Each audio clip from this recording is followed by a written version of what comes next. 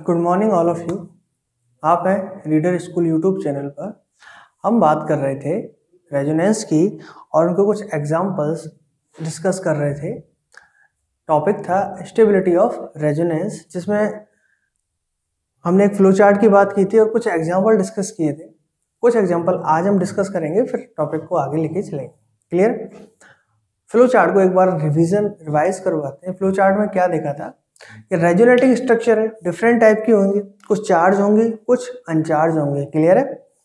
अब charge resonating structure और अनचार्ज resonating structure, या मैं बोलूं पोलर रेजोनेटिंग स्ट्रक्चर और non polar resonating structure, clear, उनमें से कौन ज्यादा स्टेबल होता है, मोर स्टेबल कौन होगा? क्लियर है? तो हमने बात कर चुके हैं अपन कि uncharged resonating structure are more stable than charged resonating structure. Clear है? Uncharged resonating structure are more stable than charged resonating structure. Clear बात है? ये हो गया बेसिक डिफरेंस। अब इसके बाद और भी रेजोनेटिंग स्ट्रक्चर होंगी जो चार्ज होंगी। तो चार्ज में उसके बाद देखेंगे अपन कोई भी रेजोनेटिंग स्ट्रक्चर जिसमें नंबर ऑफ कोवेलेंट बॉन्ड सबसे ज्यादा होंगे, वो रेजोनेटिंग स्ट्रक्चर सबसे ज्यादा स्टेबल होगी। क्लियर है? Number of covalent bond increase, stability increase. Clear? If number of covalent bond is same then octet complete. Clear है? अगर नंबर ऑफ कोवेलेंट बॉन्ड अगर क्या है, सेम है, तो अपन क्या देखेंगे, ऑक्टेट कंप्लीट होगा, वो रेजोनेटिंग स्ट्रक्चर ज्यादा स्टेबल होगी। क्लियर है?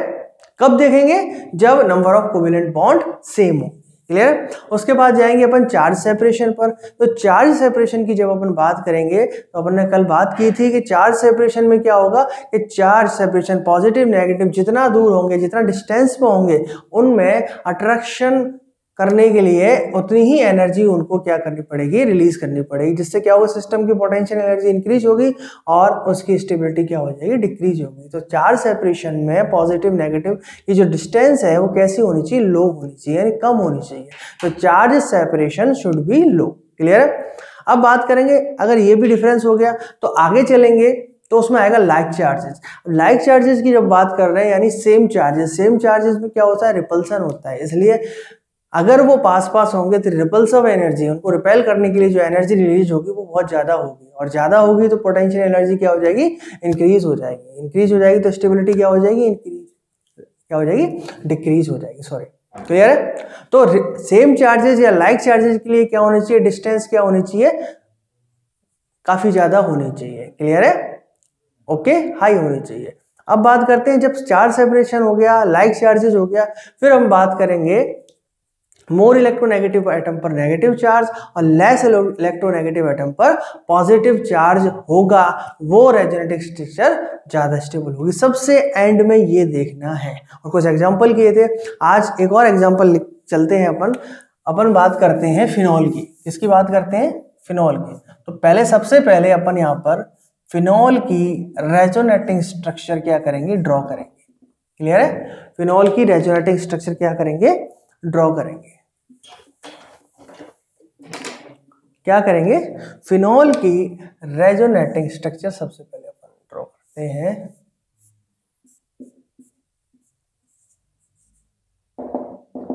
क्लियर? बनाई थी अपन ने, देखिए सबसे पहले इलेक्ट्रॉन इधर और फिर इधर।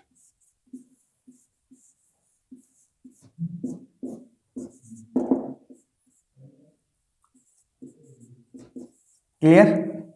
ओके, फिर अपन बात करेंगे, आगे चलेंगे।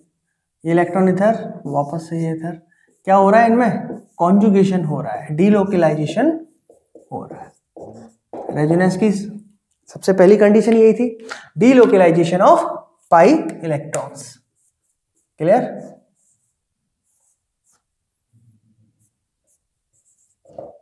Delocalisation of pi electrons.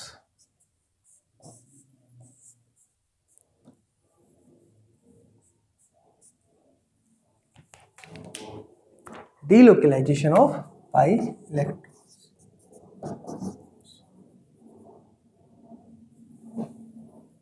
ये इधर, क्लियर?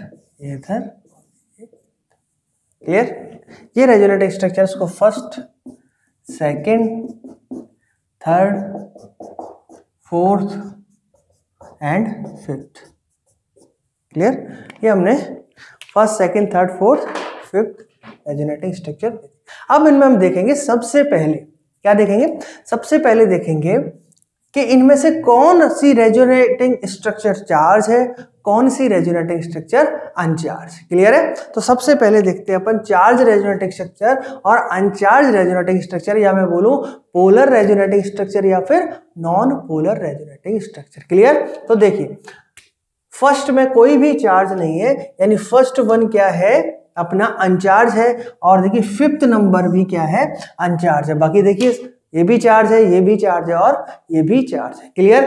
तो फर्स्ट और फिफ्थ में सबसे पहले कंपैरिजन करेंगे कि फर्स्ट और फिफ्थ में जो अनचार्ज है उनमें से कौन सी रेजोनेटिंग स्ट्रक्चर क्या है ज्यादा स्टेबल। क्लियर? तो देखिए फर्स्ट और फिफ्थ को देखिए, तो फर्स्ट और फिफ्थ में बिल्कुल सेम स्ट्रक्चर है, सिर्फ मूवमेंट्स अलग है, डिलोकलाइजेशन अलग है, बाकी पूरी रेजोनेटिंग स्ट्रक्चर सेम है। क्लियर है?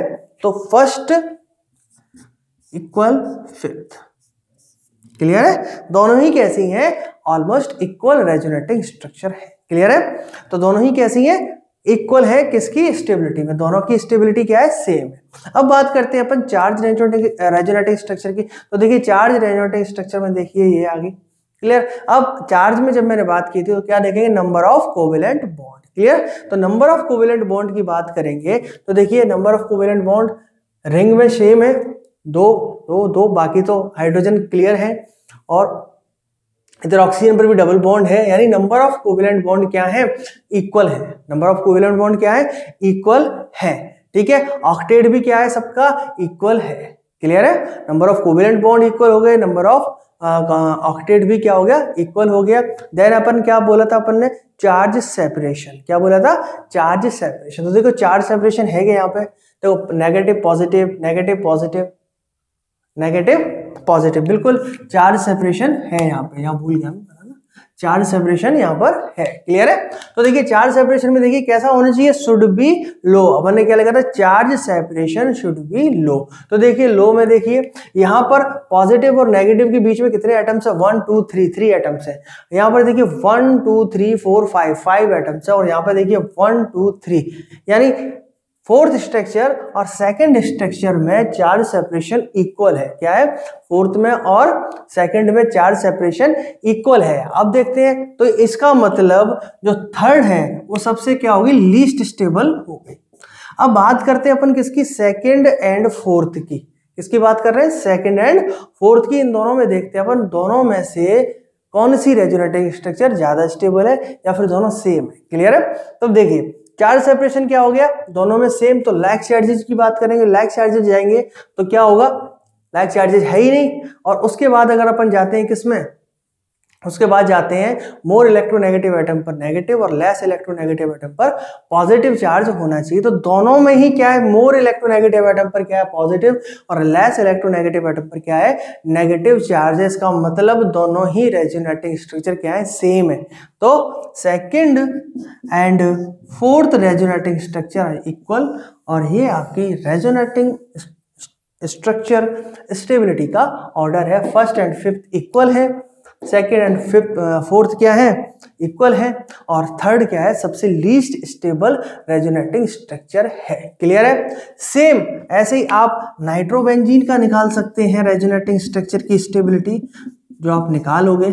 या मैं बात करूं किसी भी एरोमेटिक कंपाउंड्स की रेजोनेटिंग स्ट्रक्चर की स्टेबिलिटी आप मेजर कर सकते हो। एनिलीन है एरोमेटिक, एल्डिहाइड है। क्लियर?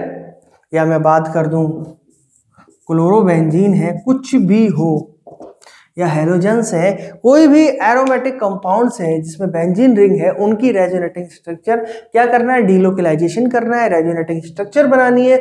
और रेजोनेटिंग स्ट्रक्चर जब बन जाए या प्रिपेयर हो जाए, उसके बाद जो अपन ने फ्लो चार्ट देखा था किसका, स्टेबिलिटी ऑफ रेजोनेटिंग स्ट्रक्चर का, बस उस फ्लो चार्ट में से उनको आप पास करते चलिए। ठीक है? और पता चलता जाएगा कौन सी रेजोनेटिंग स्ट्रक्चर ज्यादा स्टेबल है, कौन रेजोनेटिंग स्ट्रक्चर कम स्टेबल है। क्लियर है? एग्जांपल क्लियर है? रफ करें? ओके, तो ये समझ में आ जाएगी नाइट्रोबेंजीन, एनिलीन या बेंजल्डिहाइड, एरोमेटिक एल्डिहाइड, या कोई भी हेलोजेंस यानी हेलो एरीन की बात करें, कोई भी एरोमेटिक कंपाउंड हो, फिनॉल की देख ली, आप और भी बना के देखोगे, अगर कोई प्रॉब्लम आए तो आप पूछ सकते हैं। क्लियर है? चलें आगे। देखिए, ये तो बात हुई फिनॉल की। अब कुछ रेजोनेटिंग स्ट्रक्चर और देख लेते हैं।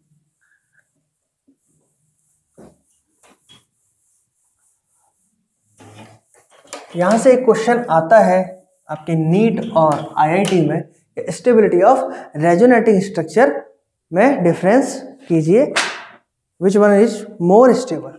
क्लियर है? एक रेजोनेटिंग स्ट्रक्चर और अपन देखते हैं। देखिए, CH2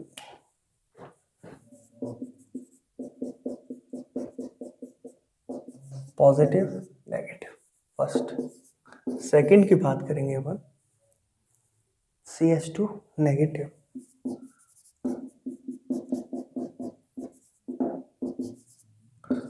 थर्ड की बात करते हैं अपन,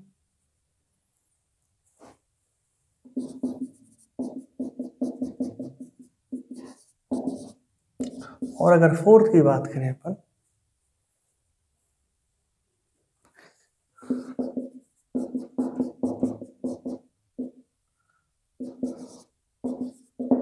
ये अपनी रेजोनेटिंग स्ट्रक्चर है 1 2 3 एंड 4। तब अब इसमें बात करेंगे हम रेजोनेटिंग स्ट्रक्चर की, तो सबसे पहले देखेंगे अपन चार्ज और अनचार्ज रेजोनेटिंग स्ट्रक्चर। क्लियर है? चार्ज और अनचार्ज रेजोनेटिंग स्ट्रक्चर। तो सभी रेजोनेटिंग स्ट्रक्चर कैसी है? चार्जेबल है, यानी पोलर है। क्लियर है? सभी स्ट्रक्चर कैसी है? पोलर है। तो वो कंसेप्ट हट गया।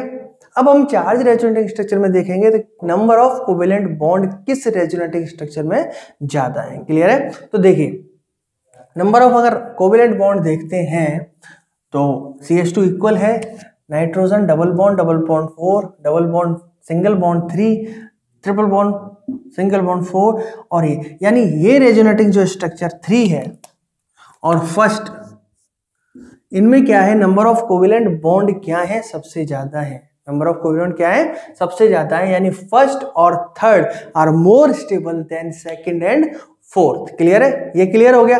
अब बात करते हैं हम फर्स्ट और थर्ड में कौन ज्यादा स्टेबल है। देखिए, फर्स्ट और इसमें थर्ड में कौन ज्यादा स्टेबल है, तो क्या हो गया? Number of covalent bond equal हो गए।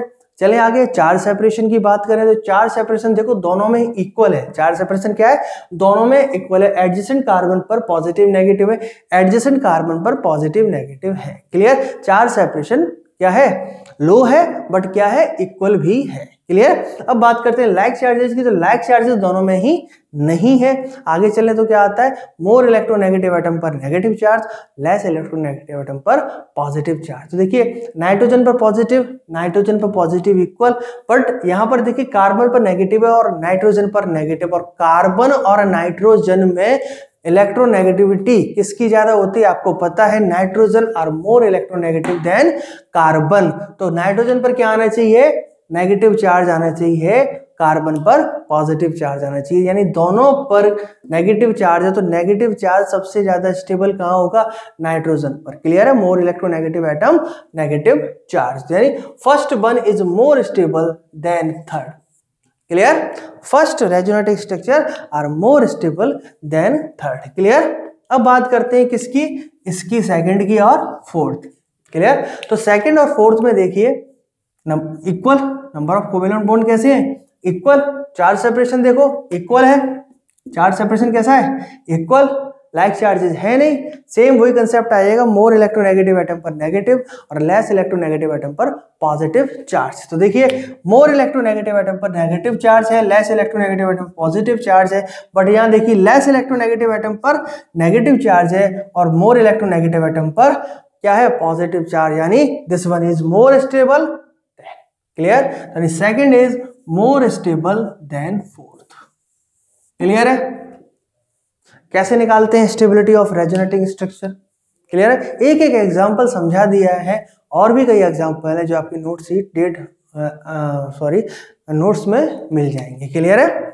ये कुछ एग्जांपल से 7-8 एग्जांपल डिस्कस किए हैं, कुछ पिछली क्लास में किए थे, कुछ आज की क्लास में कर दिए हैं।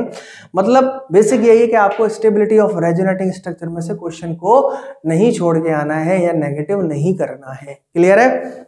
समझ में आ गया होगा? कि फर्स्ट और third, second and fourth. Clear? चले आगे।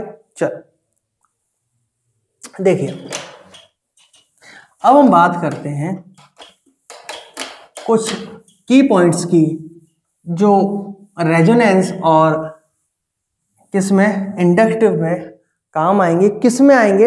एरोमेटिक्स कंपाउंड्स में आएंगे, या मैं बेसिकली कह दूं जो बेंजीन से रिलेटेड जो भी कंपाउंड है उनमें काम आएंगे। क्लियर है? तो अपन बात करते हैं किसी भी कंपाउंड्स की जिसमें क्या लगा हुआ है, एक बेंजीन रिंग लगी हुई है और यहाँ पर कोई कंपाउंड Z लगा हुआ है। इसका नेचर कुछ भी हो सकता है, इसका नेचर +R हो सकता है, -R हो सकता है, +I हो सकता है, -I तो रहता ही है ना, सिग्मा बॉन्ड तो है ही इसके अंदर। तो सिग्मा बॉन्ड है तो उसका मतलब क्या है, इंडक्टिव तो रहेगा, transfer of sigma electrons that means inductive effect, transfer of pi electrons that means resonance. तो इनमें से कुछ भी इफेक्ट हो सकता है। क्लियर? +R भी हो सकता है, -R भी हो सकता है, +I भी हो सकता है, -I भी, यानी Z का कोई भी इफेक्ट हो सकता है ना। क्लियर है? हमने Z कोई कंपाउंड या कोई ग्रुप या कोई एटम को डिसाइड नहीं किया है, कोई एक कॉमन एटम ले लिया Z। क्लियर? अब सबसे पहली बात, जब भी कभी बेंजीन रिंग से कोई भी एटम लगता है, जब भी कभी बेंजीन रिंग से कोई भी एटम्स लगता है और जिस कार्बन से लगा हुआ है, किससे, जिस कार्बन से लगा हुआ है, उस कार्बन की पोजीशन को बोलते हैं इप्सो पोजीशन। क्या बोलते हैं? इप्सो पोजीशन। क्लियर? उसके जस्ट एडजेसेंट जो कार्बन होते हैं उनको बोलते हैं ऑर्थो पोजीशन। क्या बोलते हैं? Ortho position. क्या हो गया? Ortho position. क्लियर? ऑर्थो से ये वाली जो पोजीशन होती है वो मेटा पोजीशन, आपको पता होगा कौन सी पोजीशन है, मेटा पोजीशन, और last one para position. Clear? Clear है? यानी ये पोजीशंस का पता होनी चाहिए। जैसे मैं इप्सो बोल रहा हूं तो आपके दिमाग में क्लिक होना चाहिए इप्सो पोजीशन कौन सी है, या मैं ऑर्थो बोल रहा हूं तो ऑर्थो, मेटा एंड पैरा, ये आपको पता होगा। क्लियर है? चले आगे, या जिसको नहीं पता है वो आज पता चल जाएगा। ठीक है? यानी ये इप्सो पोजीशन, ये ऑर्थो, ये मेटा, ये पैरा। अब बात करते हैं कि मैं क्या कहना चाहता हूं। क्लियर है? तो देखिए, कोई भी ग्रुप लगा हुआ है, ठीक है, रेजोनेंस किससे डील करता है? पाई इलेक्ट्रॉन से। किससे डील कर रहा है? पाई इलेक्ट्रॉन से डील कर रहा है। ठीक है? आपने अभी फिनॉल की रेजोनेटिक स्ट्रक्चर बनाई है, या पिछली क्लास में आपने नाइट्रोबेंजीन की, एरोमेटिक एल्डिहाइड की, जिसकी भी रेजोनेटिक स्ट्रक्चर बनाई है या आगे जब भी बनाओगे तो उसमें क्या होगा, दो ही कंडीशन ही होगी, या तो पॉजिटिव, या तो रिंग में क्या होगा, पॉजिटिव चार्ज क्या हो रहा, डीलोकलाइज हो रहा होगा, या नेगेटिव चार्ज डीलोकलाइज हो रहा होगा। यही कंडीशन है। या तो क्या हो रहा होगा, पॉजिटिव चार्ज डीलोकलाइज हो रहा होगा, या क्या हो रहा होगा, नेगेटिव चार्ज डीलोकलाइज हो रहा होगा। ये पता है आपको कब पॉजिटिव होगा, कब नेगेटिव होगा। रिंग में अगर इलेक्ट्रॉन आएंगे दैट मींस +R होगा, तो रिंग में क्या होगा, नेगेटिव चार्ज डीलोकलाइज होगा। अगर रिंग से इलेक्ट्रॉन जा रहे हैं दैट मींस -R होगा, तो क्या होगा, रिंग में पॉजिटिव चार्ज डीलोकलाइज होगा। क्लियर है? अब किसी भी कंडीशन में, चाहे पॉजिटिव हो चाहे नेगेटिव हो, किसी भी कंडीशन में पॉजिटिव और नेगेटिव चार्ज कहाँ अप्लाई होगा, कहाँ अप्लाई होगा, ऑर्थो पोजीशन पर अप्लाई होगा और पैरा पोजीशन पर अप्लाई होगा। किस पे होगा? ऑर्थो पोजीशन पर और पैरा पोजीशन पर अप्लाई होगा। मेटा पोजीशन पर कभी भी अप्लाई नहीं होगा। किसकी बात कर रहा हूं मैं? समझ गए होंगे मैं क्या कहना चाह रहा हूं। अभी जस्ट अभी अपन ने फिनॉल की जो रेजोनेटिंग स्ट्रक्चर बनाई थी जस्ट अभी थोड़ी देर पहले, तो उसमें क्या हो रहा था, नेगेटिव चार्ज क्या हो रहा था, डीलोकलाइज हो रहा था। क्लियर है? तो नेगेटिव चार्ज कहाँ डीलोकलाइज हो रहा था, सबसे पहले ऑर्थो पे आया था, फिर पैरा पे आया था, देन मेटा सेकंड ऑर्थो पे आया था। क्लियर है? मेटा पर कभी भी नहीं आएगा, चाहे पॉजिटिव हो चाहे नेगेटिव हो, कभी नहीं आएगा। इसका मतलब क्या है, resonance works only ortho and para position. कहां पे काम करता है, कहां पे वर्क्स करता है, ortho and para position. Never works Meta position, never works Meta position. Clear है? रेजोनेंस कहां काम कर रहा है, ऑर्थो पर और पैरा पर। क्लियर? रेजोनेंस कहां वर्क्स कर रहा है, ऑर्थो एंड पैरा पर, कभी भी मेटा पर वर्क्स नहीं करेगा। क्लियर है? क्या कहने का मतलब यह है, पॉजिटिव हो चाहे नेगेटिव हो, कहां पर आएंगे, दोनों ऑर्थो पर और एक पैरा पर। क्लियर है? मेटा पर कभी भी पॉजिटिव और नेगेटिव साइन नहीं आएंगे। क्लियर है? तो यहां से कंसेप्ट है कि resonance works only ortho and para position, never works Meta position. Clear है? ओके, ये तो बात हुई रेजोनेंस की। क्लियर? क्यों? क्योंकि रेजोनेंस पाई बॉन्ड के थ्रू डील करता है, तो पाई बॉन्ड के थ्रू जब भी डील कर रहा है तो उसका जो इफेक्ट आ रहा है वो कहाँ आ रहा है? ऑर्थो एंड पैरा पोजीशन पर। अब बात करते हैं किसकी? इंडक्टिव की। तो इंडक्टिव बेटा किसके थ्रू होता है? इंडक्टिव होता है सिग्मा इलेक्ट्रॉन्स के थ्रू, और सिग्मा इलेक्ट्रॉन्स तो पूरे कंपाउंड में। क्लियर है? ठीक है, तो सिग्मा इलेक्ट्रॉन्स है तो सिग्मा इलेक्ट्रॉन्स यहाँ भी है, यहाँ भी है, सिग्मा बॉन्ड सब जगह है ना, सिग्मा बॉन्ड सभी जगह है। तो क्या होगा? इंडक्टिव जितनी भी पोजीशन है सब पर वर्क करेगा, यानी इप्सो पर भी करेगा, ऑर्थो पर भी करेगा, मेटा पर भी करेगा और पैरा पर भी करेगा। क्लियर है? किस किस पे करेगा? इप्सो पर भी, ऑर्थो पर भी, मेटा पर भी और पैरा पर भी वर्क करेगा। क्लियर है? ये तो बात हुई कहाँ कहाँ वर्क्स इंडक्टिव करता है और कहाँ कहाँ वर्क्स पैरा करता है। ठीक है, ये आगे काम आएगा, इसलिए बता रहा हूँ कि जब भी स्टेबिलिटी अभी चेक करेंगे कार्बोकैटायंस की या कार्बोनाइंस की, तो वहाँ ये सारी चीजें अपने काम आएंगी, तो सब चीज को अपन को इंक्लूड करना होगा। क्लियर है? चलें आगे। तो देखिए इप्सो कहाँ काम कर रहा है, सॉरी इंडक्टिव कहाँ काम कर रहा है? इप्सो, ortho, meta and para. Clear?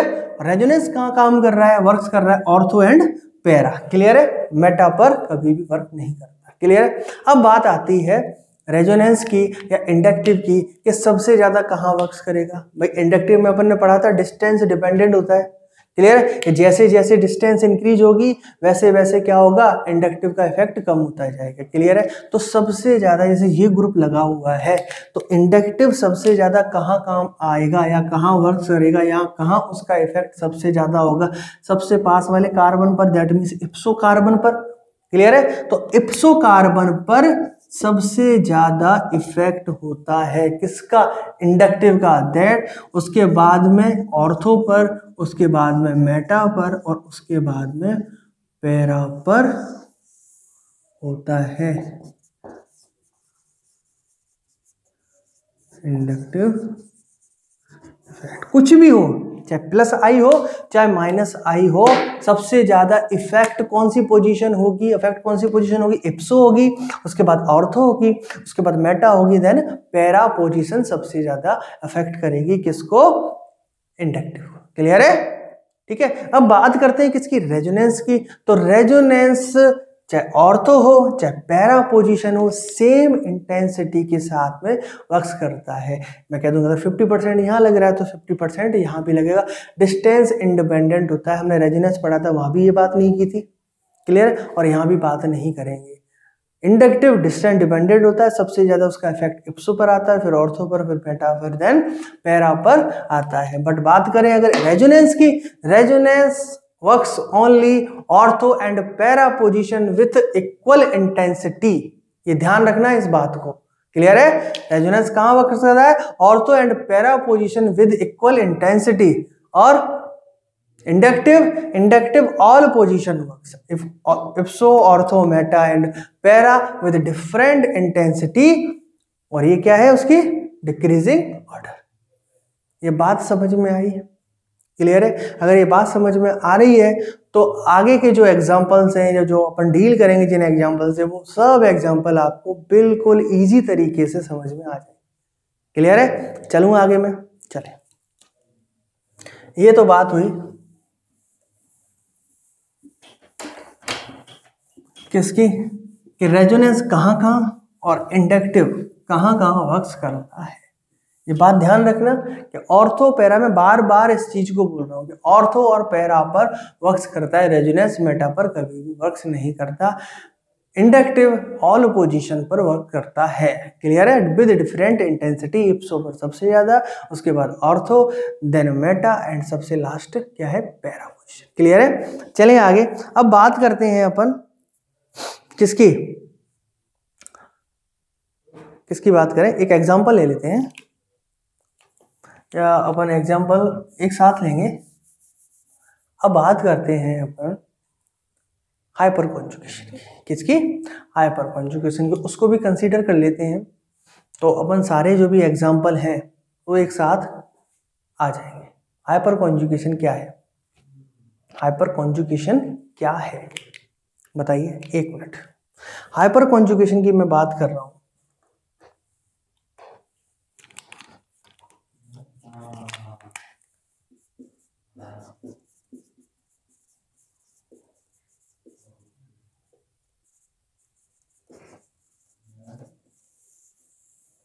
Hyper conjugation किसकी बात कर रहे हैं? हाइपर कॉन्जुगेशन, क्लियर है? हाइपर कॉन्जुगेशन क्या है? अ काइंड ऑफ रेजोनेंस, एक रेजोनेंस का ही प्रकार है। क्या है? एक टाइप ऑफ रेजोनेंस, क्लियर है? बस डिफरेंस क्या है, हमने क्यों उसको रेजोनेंस से अलग किया है वो डिस्कस करना है। हाइपर कॉन्जुगेशन बहुत इजी टॉपिक है, सिंपल टॉपिक है। इसको बोलते हैं अपन, क्या बोलते हैं? No bond resonance.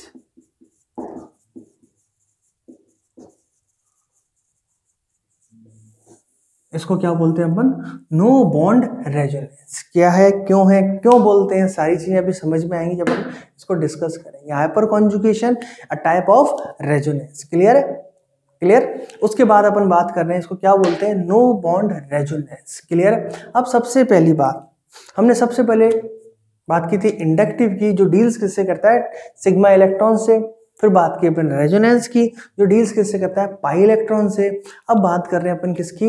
Hyper conjugation की, जो डील किससे करता है? सिग्मा और पाई दोनों ही इलेक्ट्रॉन से डील करता है, क्लियर है? अब किसके सिग्मा से करेगा और किसके पाई से करेगा वो अपन देखते हैं यहाँ पर कि हाइपर कॉन्जुगेशन कैसे कैसे और कहाँ कहाँ कब वर्क करता है, क्लियर? देखिए, हाइपर कॉन्जुगेशन की बात करूं, complete transfer of carbon hydrogen sigma bond electron, किसकी? Complete transfer of sigma electrons किसके? कार्बन हाइड्रोजन बॉन्ड्स के, क्लियर है? ठीक है? या मैं कह दूं किसके थ्रू जाएंगे? पॉजिटिव चार्ज के थ्रू या पाई बॉन्ड के थ्रू। अपन ने बात की थी ना, रेजोनेंस आ रहा है। हाइपर कॉन्जुगेशन, कॉन्जुगेशन कहाँ कहाँ पढ़ा था अपन ने? कॉन्जुगेशन पढ़ा था अपन ने, जब रेजोनेंस पढ़ा था अपन ने, तो कॉन्जुगेशन कहाँ कहाँ पढ़ा था? कॉन्जुगेशन पढ़ा था पॉजिटिव विद किसके साथ में? पाई बॉन्ड के साथ में, नेगेटिव पाई बॉन्ड के साथ में, lone pair plus pi bond के साथ में, या मैं कहता हूँ फ्री रेडिकल और पाई बॉन्ड के साथ में, क्लियर है? ये सारे पढ़े थे। तो कॉन्जुगेशन तो यहाँ पर भी हो रहा है, हाइपर कॉन्जुगेशन नाम है तो कॉन्जुगेशन तो हो ही रहा है। अब कॉन्जुगेशन किसके साथ हो रहा है? तो कार्बन हाइड्रोजन के जो सिग्मा इलेक्ट्रॉन्स है उसका कॉन्जुगेशन किसके साथ में हो रहा है? पाई इलेक्ट्रॉन्स के साथ में हो सकता है, या पॉजिटिव के साथ में हो सकता है, या फ्री रेडिकल के साथ में हो सकता है। तीन कंडीशन है यहाँ पर, क्लियर है? क्लियर, समझ में आ गया? यानी जो कार्बन हाइड्रोजन के सिग्मा इलेक्ट्रॉन्स हैं उनका कॉन्जुगेशन किसके साथ में हो रहा है? या तो पाई बॉन्ड के साथ में होगा, या फिर पॉजिटिव के साथ में हो जाएगा, या फिर फ्री रेडिकल के साथ में हो जाएगा, क्लियर? कैसे होगा, क्या होगा, ये अपन अभी बात करते हैं। तो बेसिक डिफरेंस समझ में आ गया रेजोनेंस में और हाइपर कॉन्जुगेशन में। रेजोनेंस डील करता है पाई इलेक्ट्रॉन्स के साथ में, और हाइपर कॉन्जुगेशन जो डील कर रहा है वो कर रहा है पाई इलेक्ट्रॉन के साथ में, कर रहा है वाया सिग्मा इलेक्ट्रॉन्स, क्लियर है? सिग्मा इलेक्ट्रॉन के थ्रू किसके बात कर रहा है? पाई इलेक्ट्रॉन से बात कर रहा है, क्लियर है? चलें आगे। तो देखिए,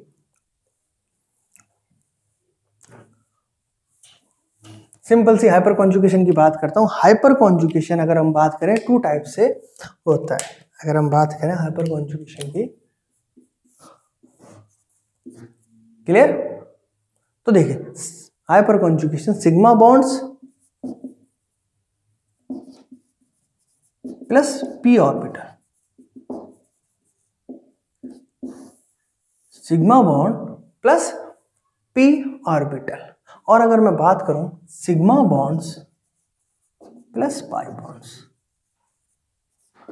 ये कॉन्जुगेशन बात की थी। वहां पर तो अपन ने कई सारे कॉन्जुगेशन देखे थे, sigma bond plus pi bond, sigma bond plus P bond में कौन आ गया? अपने फ्री रेडिकल्स आ गया, कार्बोकैटायंस आ गया, फिर अपन ने कार्बोनाइंस के साथ में देखी थी, फिर अपने लॉन पेयर के साथ में देखा था। तो वहां रेजोनेंस एक अलग टॉपिक था। यहाँ किससे डील हो रहा है? Sigma bond plus P orbital, sigma bond plus pi bond के थ्रू बात हो रही है। अब इसमें अपन जो देखेंगे वो देखेंगे अपन carbocation and free radical, clear? इसमें कौन कौन से देखेंगे?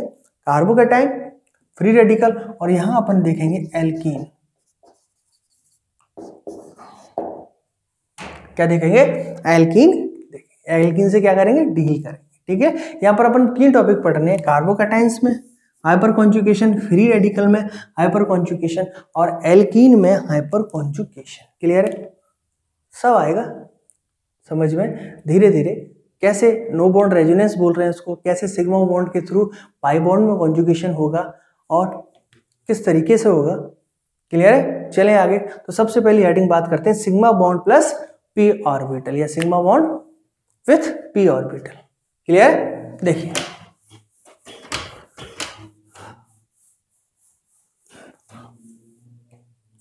देखिए हम बात कर रहे हैं sigma bond plus P orbital.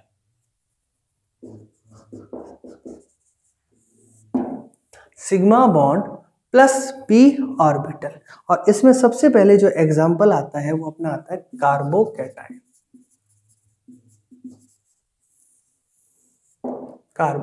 Carbocation को देखते हैं। देखिए कोई भी एक सिंपल कार्बोकैटायन लिया हमने, CH3 CH2 पॉजिटिव, वो एक कार्बोकैटायन ले लिया CH3 CH2 पॉजिटिव। क्लियर, अब इसकी स्टेबिलिटी चेक करेंगे अपन, ये कैसे स्टेबल है। अभी एक एग्जांपल से इसको देखो, समझो हाइपर कॉन्जुगेशन क्या है, फिर इसको अलग अलग तरीके से वेरी करते जाएंगे और अपन देखेंगे कौन सा कार्बोकैटायन ज्यादा स्टेबल है और कौन कार्बोकैटायन कम स्टेबल है। क्लियर है, चले आगे। तो देखिए हम बात कर रहे हैं, क्लियर, ये कार्बन ये कार्बन। क्लियर, अब यहां पर जो हाइड्रोजन है और इसका जो पी ऑर्बिटल है, इसमें क्या है, पॉजिटिव चार्ज। क्लियर है, ओके। अब यहां पर जो बात हो रही है,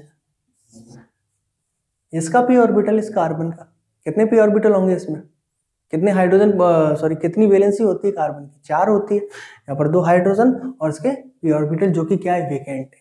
क्लियर है, ठीक है। अब बात कर रहे हैं हाइड्रोजन की, तो इससे क्या लगा हुआ है, हाइड्रोजन लगा हुआ है 2 इलेक्ट्रॉन्स के साथ में, इससे भी क्या लगा हुआ है, हाइड्रोजन लगा हुआ है 2 इलेक्ट्रॉन के साथ में, और इसकी बात करूं तो इससे भी क्या लगा हुआ है, हाइड्रोजन लगा हुआ है 2 इलेक्ट्रॉन के साथ। क्लियर है, ये कुछ इसकी स्ट्रक्चर है। अब क्या होगा, देखिए कार्बन जिस पर पॉजिटिव चार्ज है, किसकी बात कर रहा हूं, कार्बन जिस पर पॉजिटिव चार्ज है, कार्बोकैटायन, उसके जो पास वाला जो कार्बन होता है, ठीक है, उसके पास वाला जो कार्बन होता है उसको अल्फा कार्बन क्या बोलते हैं, अल्फा कार्बन बोलते हैं। और अल्फा कार्बन पर जितनी हाइड्रोजन होती हैं, कितनी भी हो सकती हैं, 1 हो सकती है, 2 हो सकती है, 3 हो सकती है, उनको क्या बोलते हैं, अल्फा हाइड्रोजन।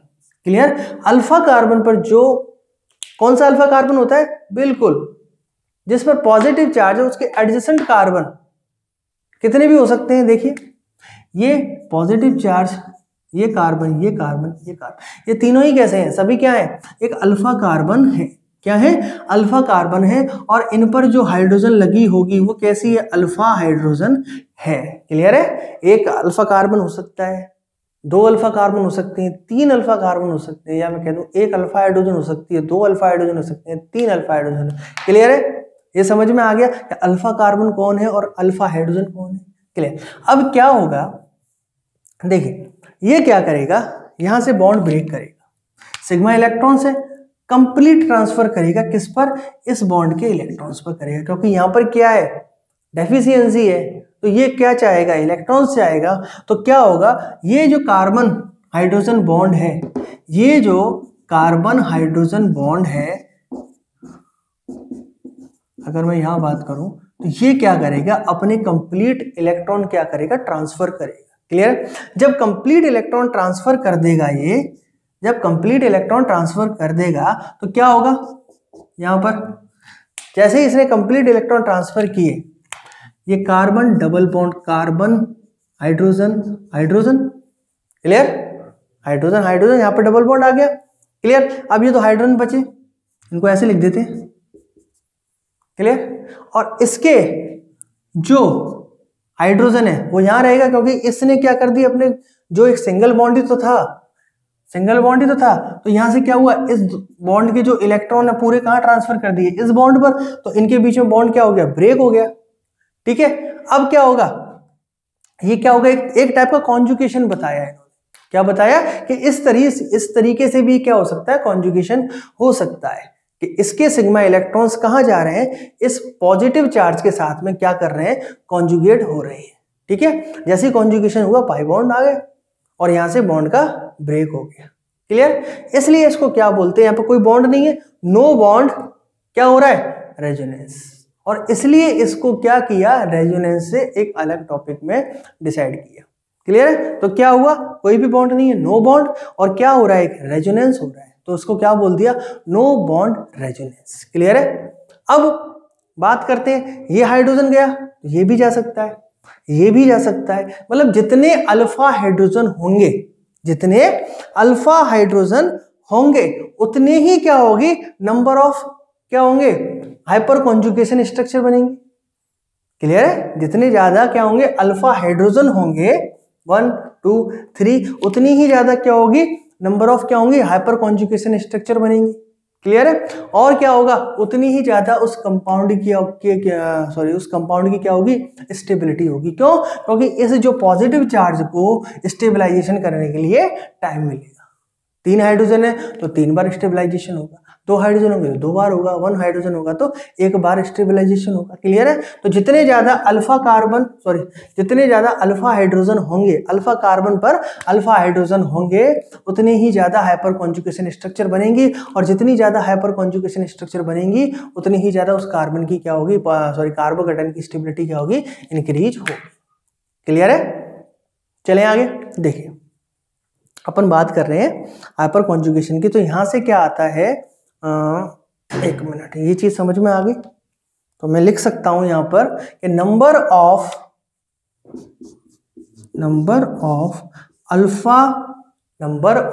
क्या लिख सकता हूं, नंबर ऑफ अल्फा हाइड्रोजन या नंबर ऑफ अल्फा हाइड्रो, एक मिनट मैं इसको रफ ही कर देता हूं।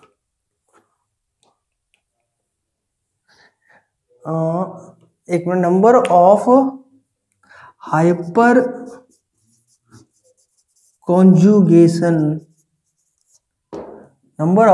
हाइपर कॉन्जुगेशन स्ट्रक्चर किसके होंगी, किसके प्रोपोर्शनल होंगी, नंबर ऑफ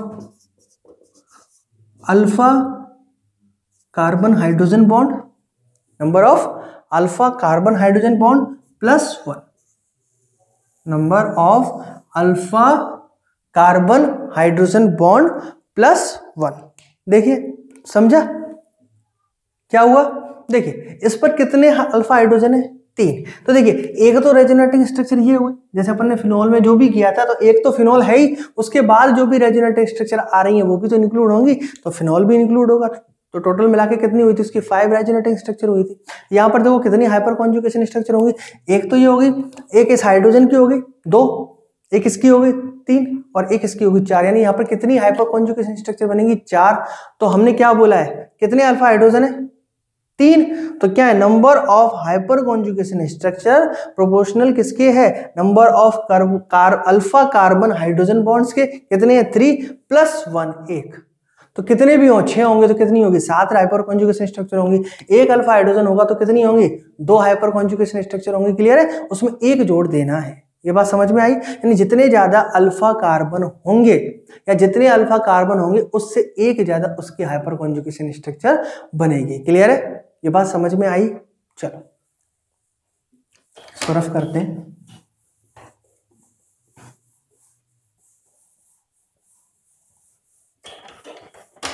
देखिए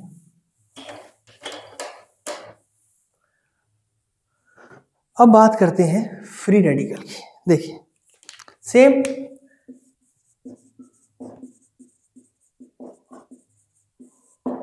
जैसा कार्बोकैटायन में हुआ था ऐसा ही किस में होगा, फ्री रेडिकल में होगा। क्लियर है, यहाँ स्टेबिलिटी की हमने वहां भी बात की थी और स्टेबिलिटी की हमने यहाँ भी बात की थी। जैसे मैं बात करूँ अगर CH3 CH2 रेडिकल है, CH3 CH2 रेडिकल है तो सिंपल हाइड्रोजन